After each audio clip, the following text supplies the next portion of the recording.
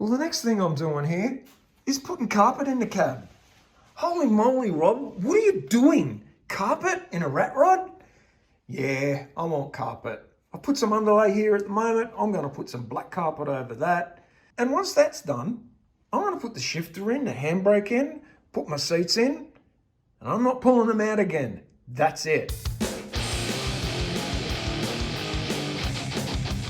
And well, here's the start of the end of the rat rod on the inside.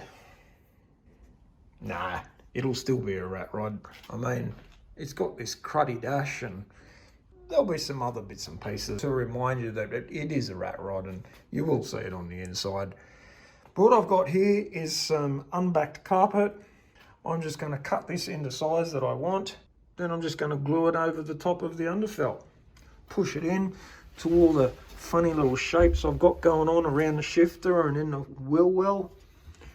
This is the way to do it. Much easier because you can make it conform. So there you go. All the black carpet's in. I just got to cut the holes and everything for the seats and the shifter, seat belts, and I can chuck them back in and that's done. Well, there you go. Another job done.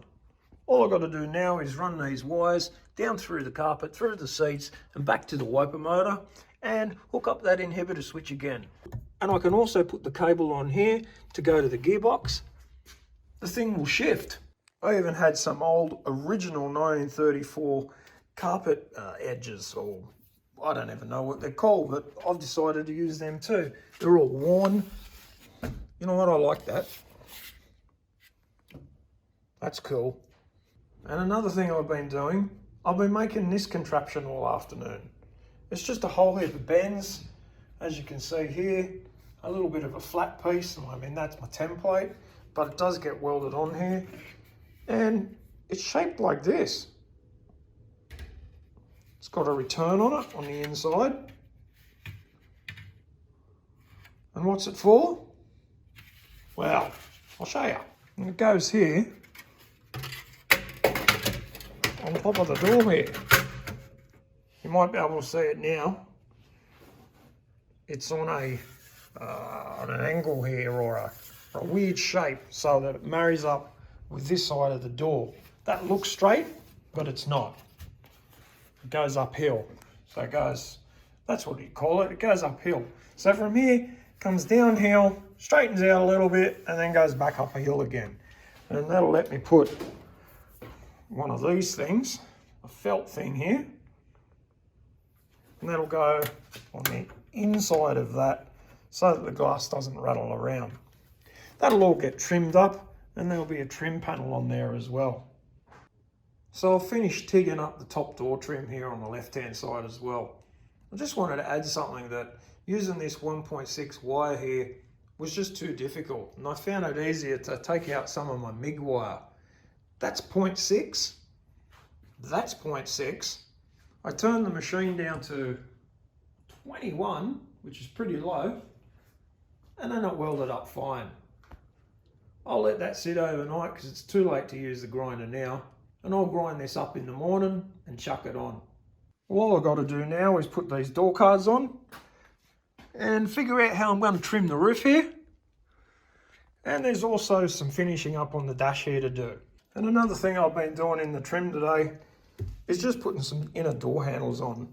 I was going to put some little straps on, but after much debate with family and friends, we've decided to put, well, I've decided to put these big door handles on.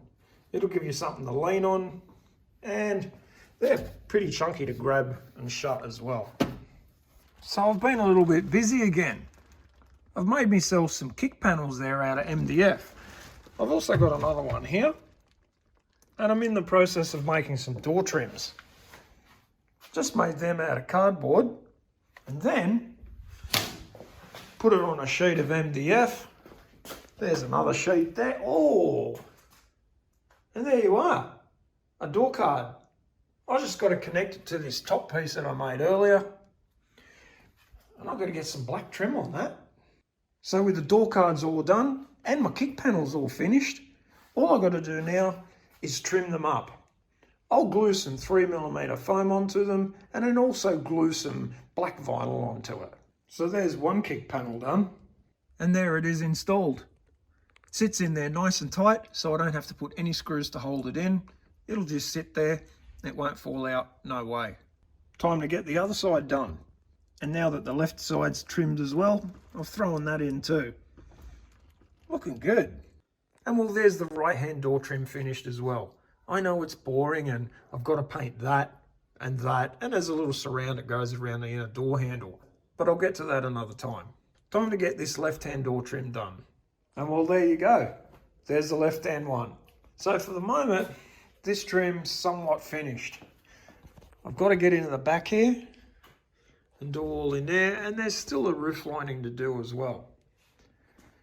But for now, this part of my trim work is done, and I can get on to doing some other things, like an exhaust.